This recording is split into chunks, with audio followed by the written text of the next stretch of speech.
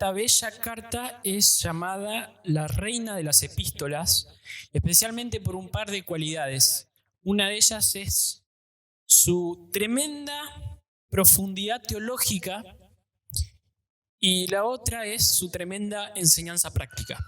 Y podemos dividir la carta en estas dos partes. Vayan buscándola mientras tanto.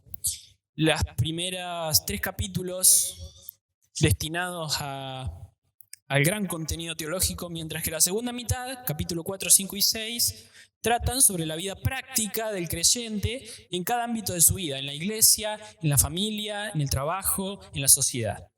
Pero al leerla, no está bien saltearse toda la primera parte para ir directamente a la parte práctica, porque la primera parte que desarrolla la teología es teología para la vida. El cristiano tiene que estudiar la teología que presenta Efesios para poder experimentar una vida práctica llena de la gracia del Señor. Lo más probable es que al leer Efesios, la segunda parte, a partir del capítulo 4, te resulte más sencillo leer la lectura. Alguno podría pensar, yo voy directo a los bifes, a la vida práctica, porque quiero ser un buen siervo, un buen ciudadano, un buen padre, un buen esposo, una buena esposa, un buen hijo, un buen jefe, un buen empleado. Gran error. Hermano, escucha bien lo que voy a decirte. No hay manera de que seas un buen siervo, un buen padre, un buen hijo, una buena esposa, un buen empleado, un buen jefe, si primero no has entendido las bendiciones que recibiste por estar en Cristo Jesús. Porque un buen entendimiento de los primeros 3 capítulos es lo que produce una vida piadosa. Por eso es tan importante que estudiemos la primera parte de Efesios, para luego ir a la vida práctica. Acompáñame en la lectura, capítulo 1, verso 1. Comienza la carta como cada epístola de Pablo, presentándose a sí mismo. Piensen que al momento de redactar la carta, la escribió en un papiro, en un rollo, y en ese momento circulaba eso por las iglesias, así que no era como la carta del siglo XX, siglo XXI, en donde uno firma al final de la carta. ¿Por qué? Porque imagínense teniendo que desarmar todo el rollo para ver quién la escribe. No, entonces Pablo comienza presentándose a sí mismo. En Efesios capítulo 1, verso 1 dice: Pablo, apóstol de Jesucristo, por la voluntad de Dios, a los santos y fieles en Cristo Jesús que están en Éfeso, gracia y paz a vosotros, de Dios nuestro Padre y del Señor Jesucristo. Pablo es el autor de la carta. En el momento en el que la escribe se encuentra ya al final de su vida, encarcelado en Roma probablemente. Eso lo podemos ver en capítulo 3, él se llama prisionero de Jesucristo. Capítulo 4, él dice preso en el Señor. Capítulo 6, él se llama a sí mismo embajador en cadenas. Podemos ver en sus palabras, en la vida de Pablo, que él no se avergüenza de la condición en la que está por causa de Cristo. Al contrario, él se goza por padecer lo que padece la aflicción. Me pregunto de cuántos de nosotros podemos decir lo mismo. Muy llamativo es que Pablo, en la condición en la que se encuentra allí preso, nos va a compartir acerca de las tremendas bendiciones espirituales que tenemos por estar en Cristo. El mensaje se titula Bendiciones en Cristo, y te invito a sumergirte en el primer capítulo de la Reina de las Epístolas para descubrir las inmensas bendiciones que tenemos en Cristo. ¿Cuáles son estas bendiciones? Vamos a comenzar con la primera parte, primer encabezado, las bendiciones del Padre. Estas bendiciones, esta primera parte, nos hace mirar al pasado, porque tiene que ver con algo que sucedió hace muchísimo tiempo atrás, allí antes de la fundación del mundo, y estas son bendiciones que nos otorga el Padre. Comenzamos en el verso 3. Dice: bendito sea el Dios y Padre de nuestro Señor Jesucristo, que nos bendijo. Lo primero que vamos a decir es que el bendito nos bendijo. Porque antes de comenzar a enumerar las bendiciones que Dios nos ha otorgado en Cristo, es importante observar que Él es bendito. Bendito el Dios y Padre de nuestro Señor Jesucristo. Hace un momento cantábamos, bendito Jesús. ¿Pero por qué Él es bendito? ¿Será porque nos bendijo? ¿Será porque nos colmó de provisiones? ¿Será porque Él nos cuida? ¿Será porque Él nos permite respirar?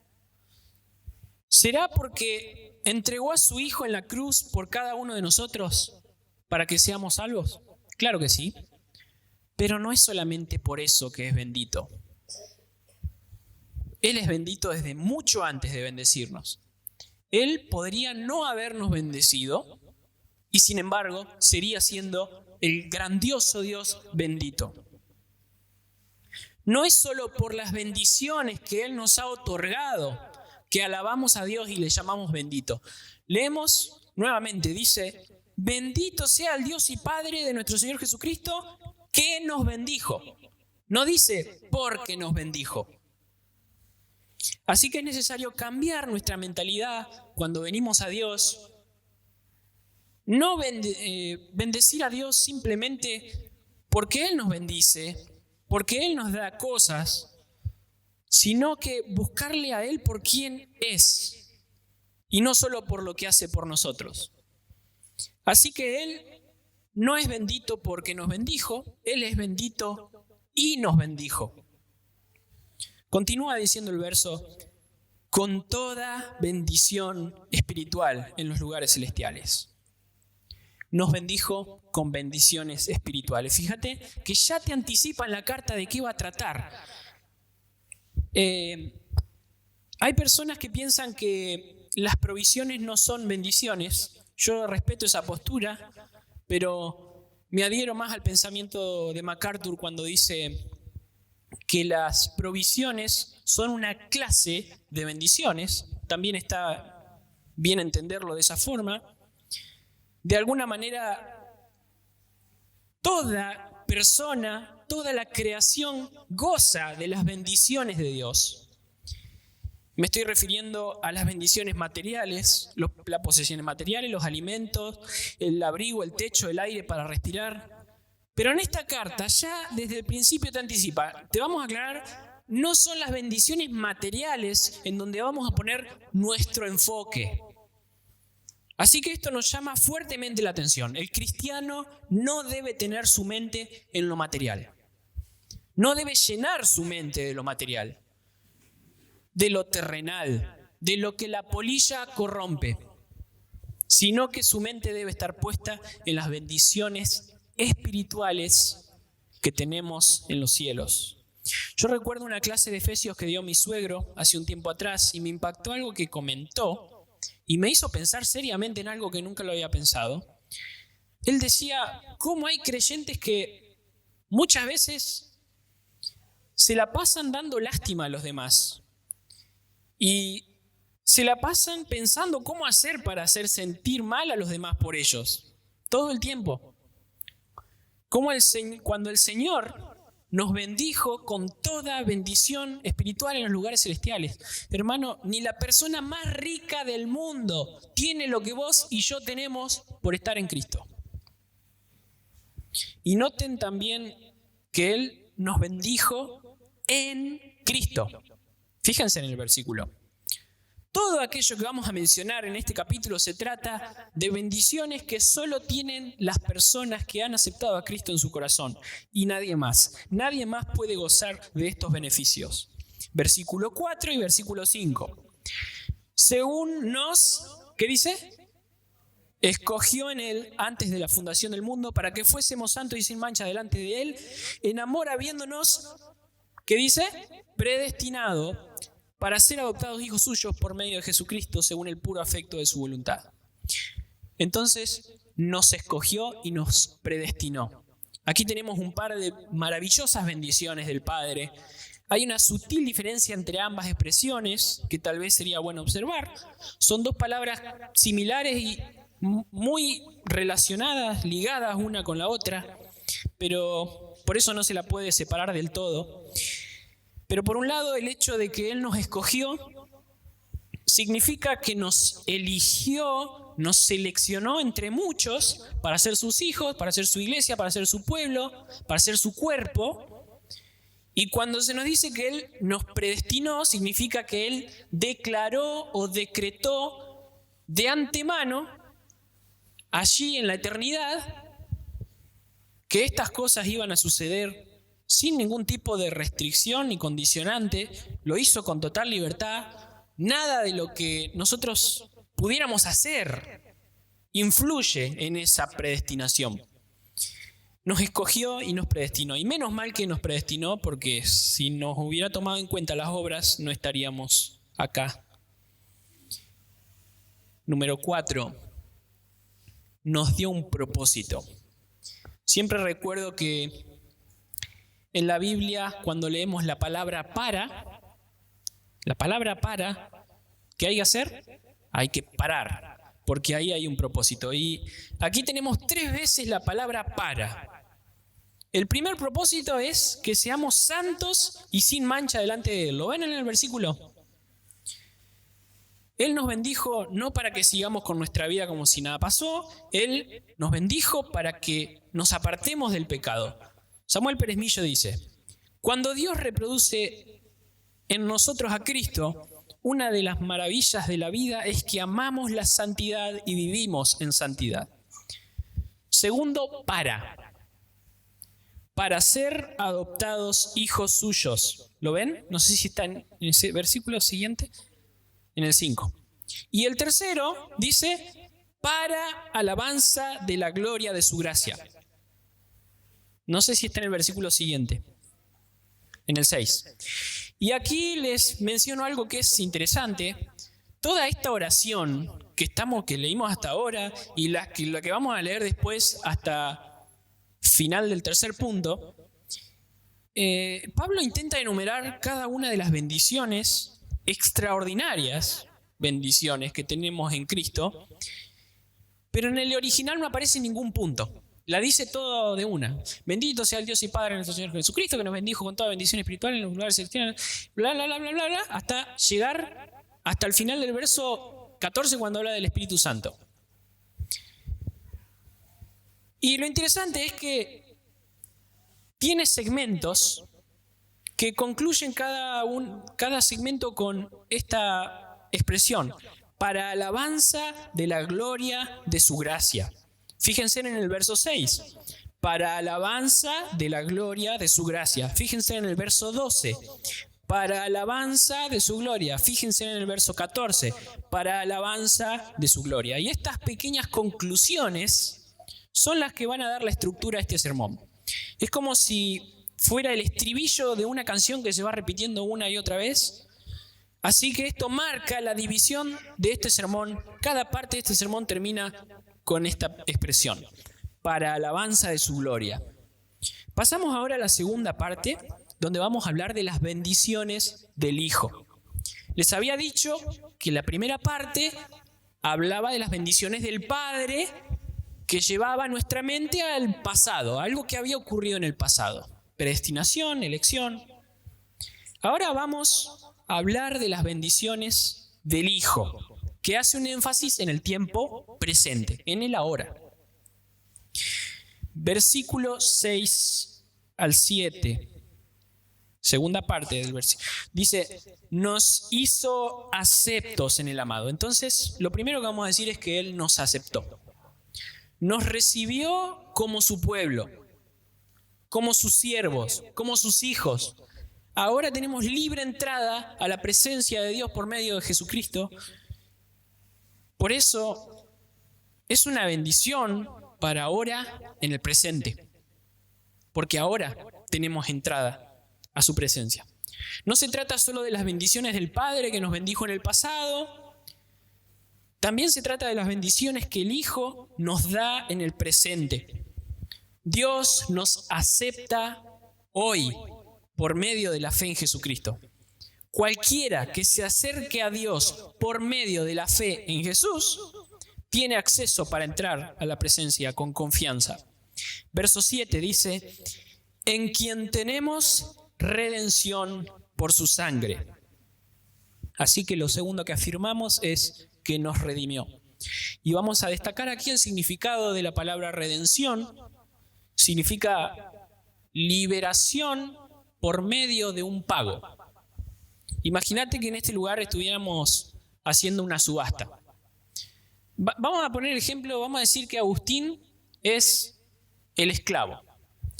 Entonces vamos a venderlo a Agustín. Entonces Rubén dice, yo ofrezco 10.000 pesos por Agustín, por ese esclavo. Y Teco se para y dice, yo ofrezco 20.000 pesos por Agustín. Y Vilma se para y dice, yo ofrezco 100.000 pesos por Agustín para que me planche la ropa, para que me lave los platos. Y finalmente se para Juancito y dice, yo ofrezco, no sé, una guasada, 200.000 millones de dólares. ¿Quién da más? ¿Nadie más? Listo. Vendido a Juancito. Entonces, ¿en qué estará pensando Agustín, no? ¿Cómo será mi vida a partir de ahora? ¿Juan será muy duro conmigo? ¿Qué me va a hacer en todos estos años? ¿Cuán obligado voy a estar a hacer las tareas? ¿Cuántos años voy a sufrir? Pero al encontrarse con el nuevo amo, con Juan lo mira con una sonrisa en el rostro y le dice, tomá, aquí está tu título de propiedad, yo te compré para hacerte libre. Bueno, eso es lo que pasó con nosotros, dice Romanos 6:23. La paga del pecado es la muerte. Nosotros éramos esclavos y teníamos que pagar.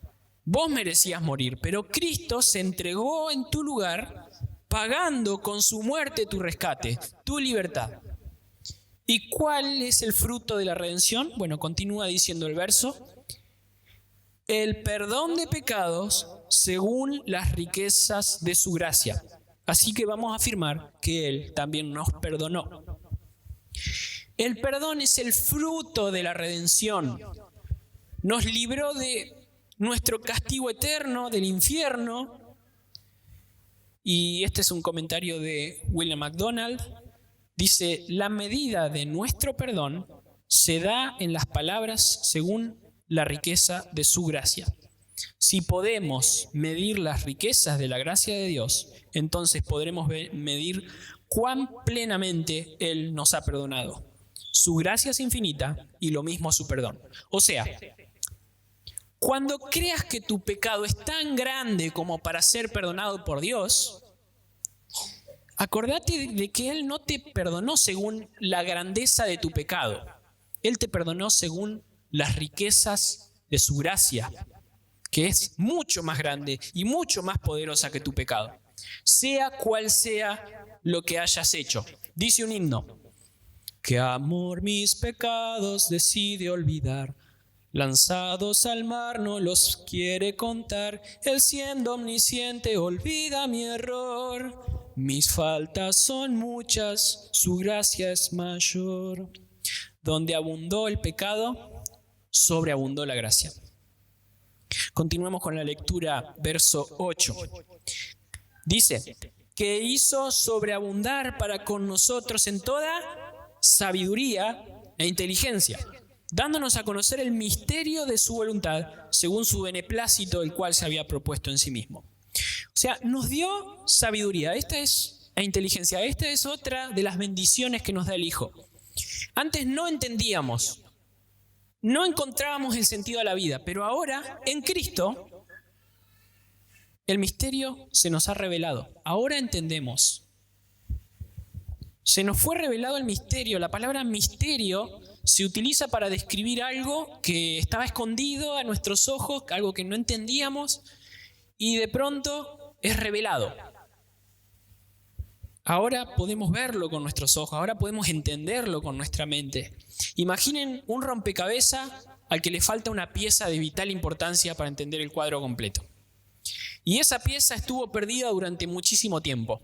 Pero un día esa pieza es hallada y podemos encastrarla en el lugar y de pronto, wow, esto da sentido a la imagen. Así es Cristo, la pieza faltante, llegó un día y le dio sentido a todo lo que estaba perdido, a todo lo que estaba escrito en el Antiguo Testamento, a todo lo que estaba profetizado. Y solo aquel que ve en ese rompecabezas a Cristo es quien puede comprender el cuadro completo. A nosotros, su pueblo, se nos dio esta capacidad. Una sabiduría, una inteligencia de comprender que Cristo es la pieza faltante. Dice el verso, según su beneplácito. Ese es el verso 9, ¿no? O sea, según su complacencia, según lo que Él quiso hacer, el cual se había propuesto en sí mismo de reunir todas las cosas en Cristo en la dispensación del cumplimiento de los tiempos, así las que están en los cielos como las que están en la tierra. La verdadera sabiduría, la verdadera inteligencia, no es la que te da la universidad, la escuela, los libros, la filosofía. La verdadera inteligencia es la que viene por entender la voluntad de Dios aquí en la tierra. Entender qué es lo que Dios quiere de vos, cuál es su beneplácito, cuál es su buena voluntad.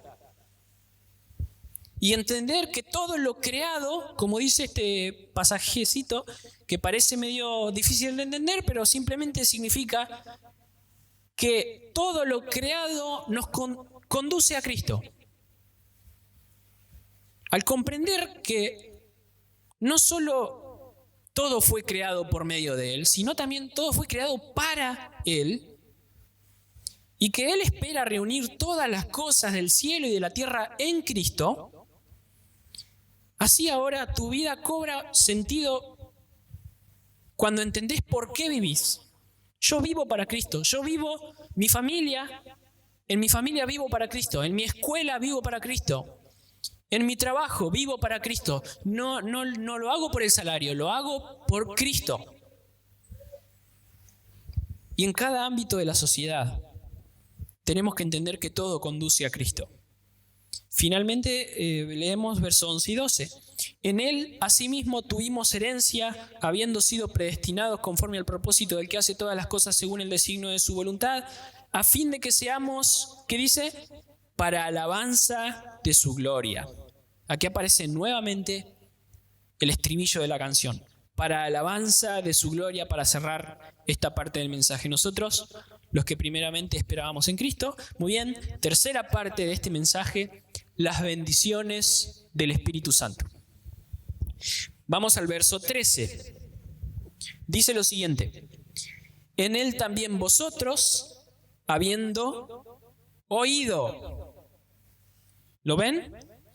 En Él también vosotros, habiendo oído la palabra de verdad, el evangelio de vuestra salvación. Así que la primera bendición del Espíritu Santo es que oímos la palabra. La siguiente diapositiva, Gaby, ¿sí? Piensen por un momento, ¿gracias a quién oímos la palabra? Gracias totalmente al Espíritu Santo. La espada del Espíritu es la palabra, dice Efesios capítulo 6, verso 17. La palabra es la herramienta que el Espíritu Santo utiliza para penetrar en tu corazón. Por eso, haber oído la palabra de Dios es una bendición del Espíritu Santo. Continúa diciendo el versículo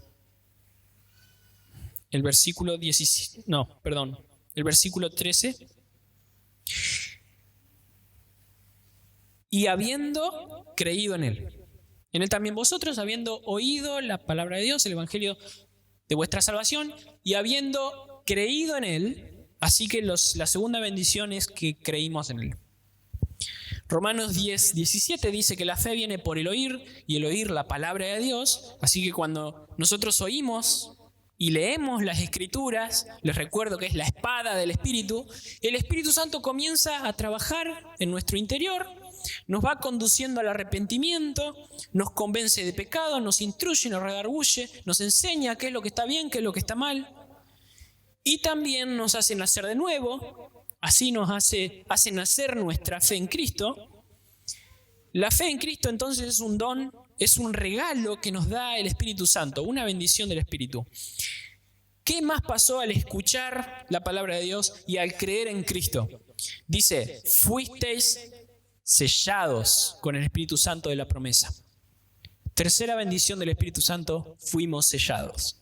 Aquí el sello se refiere a una marca que se daba en la antigüedad en las cartas o en documentos importantes, en contratos, en las que ese sello lo que hacía era darle la autenticidad al documento. Era solo esa persona, la persona que daba el sello, era la única que tenía ese tipo de sello. Entonces, solo esa persona que poseía ese sello podía hacerlo. Podemos ver un ejemplo de eso en Esther capítulo 8, verso 8. Si quieren, después en casa lo buscan. Yo les leo lo que dice. Esther capítulo 8, verso 8.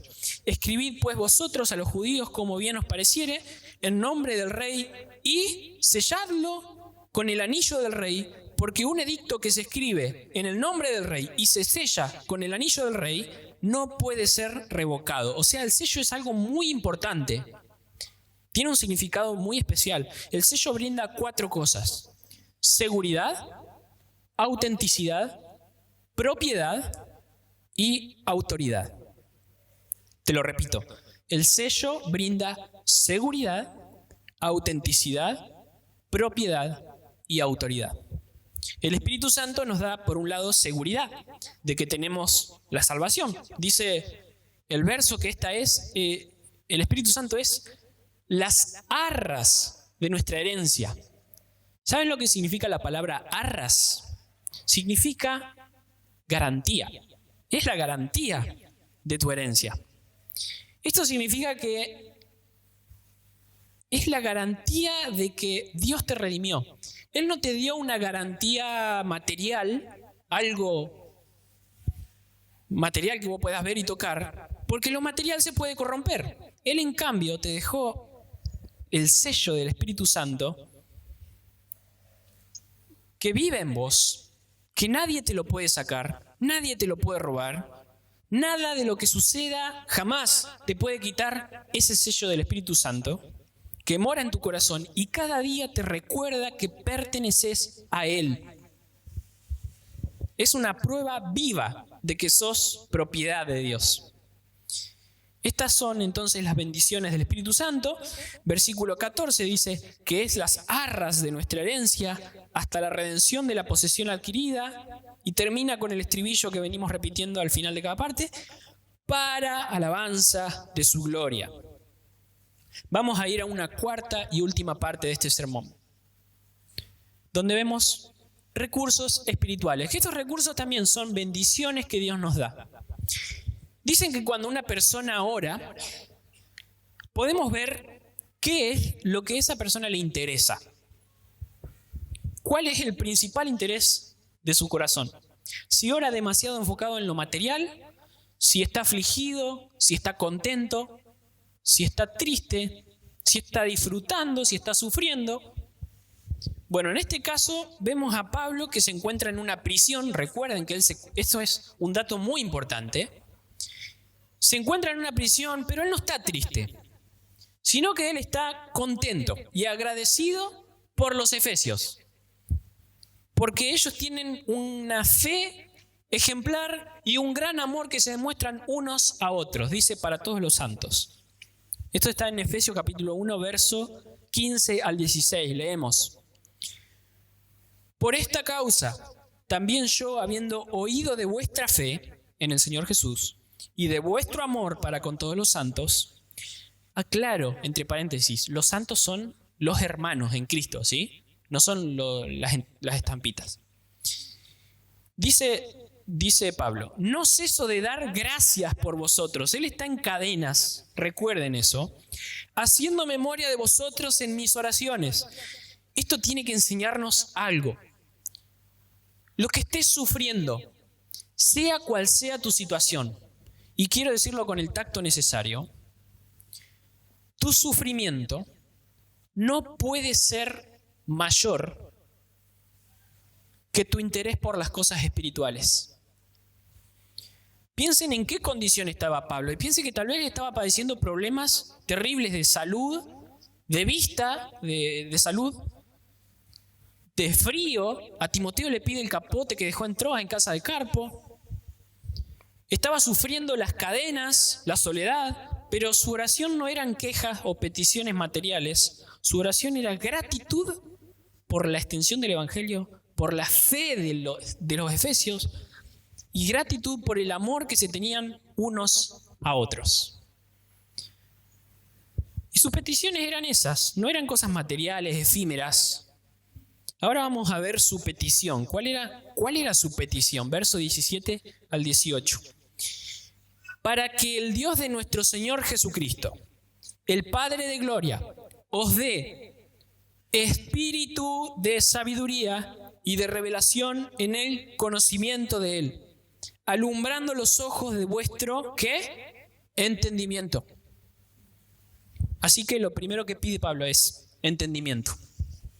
No pide al Señor que ellos sean prosperados, sanados, librados de las aflicciones. Y no digo que esto esté mal, no digo que esté mal pedir estas cosas. Pero el interés principal no debe ser eso, sino que ellos tengan un mayor entendimiento de las cosas espirituales. En medio de la aflicción, tu principal petición no debe ser librado de la aflicción, sino poder entender los propósitos espirituales que Dios tiene en medio de la aflicción para vos. ¿Y qué cosa quería Pablo que ellos entiendan? Bueno, quería que ellos conozcan y entiendan los grandiosos recursos espirituales con los que contaban. Continúa diciendo el versículo: para que sepáis cuál es la esperanza a que Él os ha llamado. Así que este es un recurso, la esperanza. Él quería que se den cuenta de lo grandioso que son los beneficios de tener una esperanza en Cristo Jesús, que nos hace vivir de una forma diferente en el presente. Porque la esperanza no es solo un beneficio para el futuro, también es una bendición para disfrutar ahora, en el presente. ¿Por qué digo esto? Voy a citar a John Piper, que escribió unas palabras maravillosas sobre la esperanza. Escuchen lo que dice: la esperanza que va más allá de la tumba es una esperanza presente. El objeto de la esperanza es futuro, pero la esperanza se experimenta en el presente. Y esa experiencia presente es poderosa. La esperanza es poder en el presente. La esperanza permite que las personas no se suiciden ahora. Ayuda a las personas a salir de la cama e ir a trabajar ahora. Le da significado a la vida cotidiana ahora.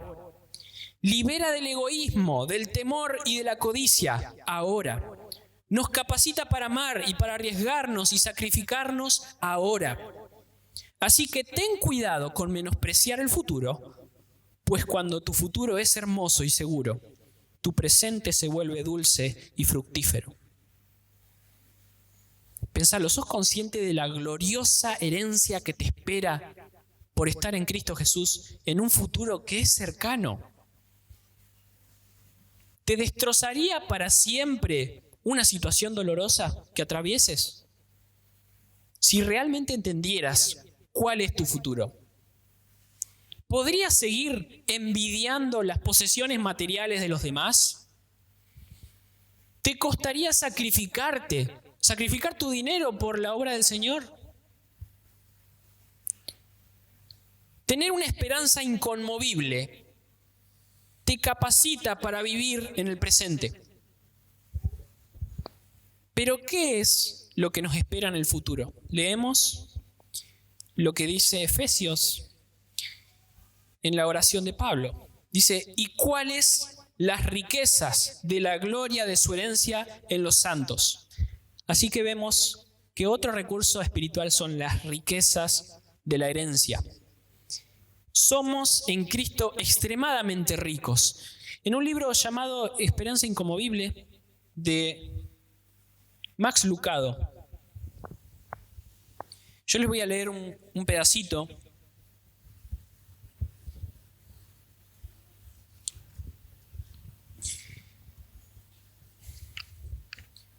Esperen que encuentro la página. Aquí está. Aquí nos habla de las riquezas que tenemos en Cristo.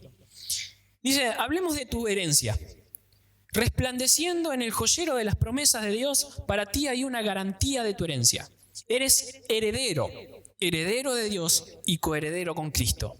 No eres simplemente un esclavo, un siervo o un santo de Dios. No, eres un hijo de Dios. Tienes derecho legal a la empresa familiar y a la fortuna del cielo. El testamento se ha cumplido, los tribunales están satisfechos, tu cuenta espiritual ya recibió los fondos, Él te ha bendecido en las regiones celestiales con toda bendición espiritual en Cristo. Tienes todo lo que necesitas para hacer todo lo que Dios desea. Los recursos divinos han sido depositados en ti.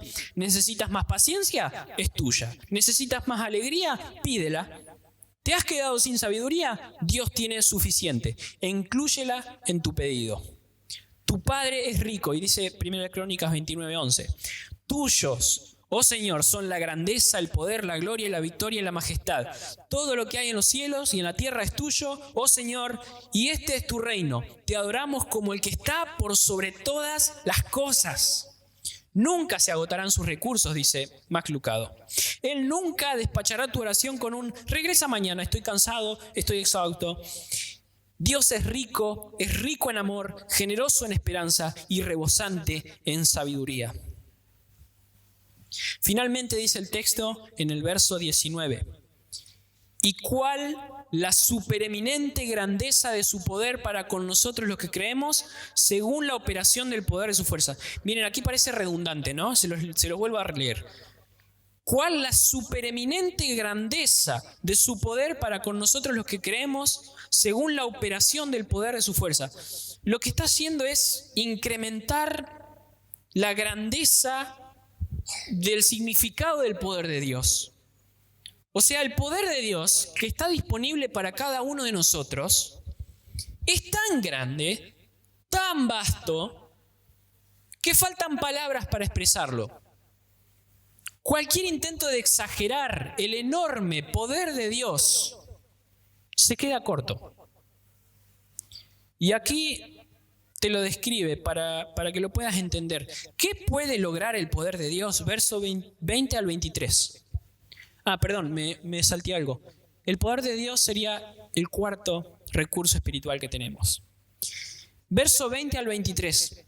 La cual operó en Cristo resucitándole de los muertos. Miren lo que hizo. Lo resucitó de los muertos del poder de Dios, sentándole a su diestra en los lugares celestiales, sobre todo principado de autoridad y poder y señorío, y sobre todo nombre que se nombra, no solo en este siglo, sino también en el venidero, y sometió todas las cosas bajo sus pies, y lo dio por cabeza sobre todas las cosas. ¿A quién? A la iglesia, la cual es su cuerpo, la plenitud de aquel que todo lo llena en todo. Ese poder es el que vive en vos para vencer la tentación, para soportar la aflicción, para romper con las cadenas del pecado que tanto te tienen mal, para tener la paciencia que necesitas ante la adversidad. Dice Colosenses 1:11, fortalecidos con todo poder, conforme a la potencia de su gloria, vuelve a exaltar el poder de Dios, dice, para toda paciencia y longanimidad. Yo cuando leí esto me da gracia, porque muchos piensan que el poder de Dios es para levantar muertos, para que los ciegos vean, para que los cojos anden, para que los mudos hablen. No creas que necesariamente es para eso. No creas eso. Necesitamos el poder de Dios para la paciencia y longanimidad que necesitamos diariamente para vivir en piedad. Y voy a terminar con una ilustración final. Y ya lo voy a invitar a Miguel que pueda cerrar el mensaje. Y a los músicos, una vez que Miguel agarra el micrófono, que vayan pasando para... No sé si tenemos tiempo de cantar una canción. Dice esta ilustración, un vaquero llamado Timothy Henry Gray tenía 70 años de edad cuando su cuerpo fue encontrado sin vida debajo de un puente. No había señales de violencia, de crimen o de robo. Al parecer, era un simple indigente que murió de hipotermia y vivió toda su vida llena de mala suerte, excepto por una cosa. Él era el heredero de una suma multimillonaria. Al momento que encontraron su cuerpo, se estaba definiendo en la corte que él iba a recibir la suma de 19 millones de dólares. Si lo pasamos a peso, te da un número con 9 ceros. Costosamente podrías entender con tu mente la cantidad de plata que es eso. Qué triste es ver cuando los creyentes viven como esta persona, hasta la muerte, sin ser conscientes de las incontables riquezas espirituales que tenemos en Cristo. Que Dios nos permita entender, valorar y disfrutar de esta vida llena de gozo por todas las bendiciones espirituales que nos ha dado el Padre, el Hijo, el Espíritu Santo, y que sepamos usar cada uno de los recursos con los que contamos hoy para la alabanza de su gloria.